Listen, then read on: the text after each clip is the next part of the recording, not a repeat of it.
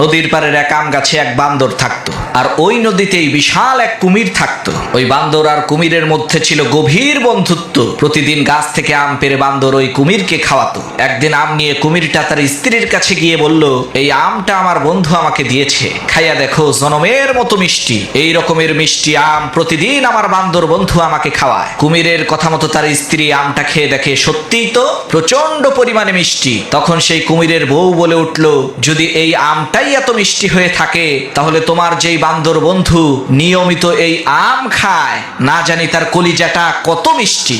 আমি কিছুই বুঝি না, যে কোনো মূল্যেই হোক আমাকে ওই বান্দরের কলিজাটা তুমি এনে দিবা। বউয়ের এই কথা শুনে পরের দিন কুমিরটা বান্দরের কাছে যেয়ে বলল, ভাই বান্দর, তোমার ভাবি তোমাকে দাওয়াত দিয়েছে।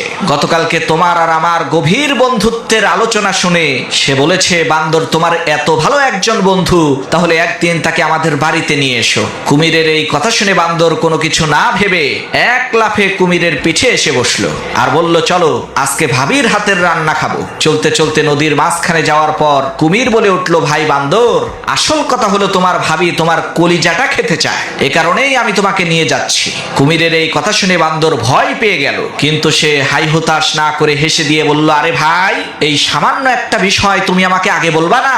আমি তো আমার কলিজাটা আম গাছেই রেখে এসেছি, তুমি আগে বললেই তো সাথে করে নিয়ে আসতাম। তাহলে এখন চলো কলিজাটা আগে আম গাছ থেকে নিয়ে আসি। বান্দরের কথা শুনে যখনই কুমিরটা আবার ওই নদীর পাড়ের আম গাছের কাছে এসেছে, তখন সেই বান্দর এক লাফে আম গাছে উঠে বলল, আরে বেটা ধোঁকাবাজ, যা এখান থেকে। আমি তোর উপরে ভরসা করেছি, তোকে মহব্বত করেছি, আর তুই আমার সাথে এত বড় ধোঁকাবাজি করলি। প্রিয় বন্ধুগণ, আজকাল এই দুনিয়ার পরতে পরতে ধোঁকাবাজ লুকিয়ে আছে।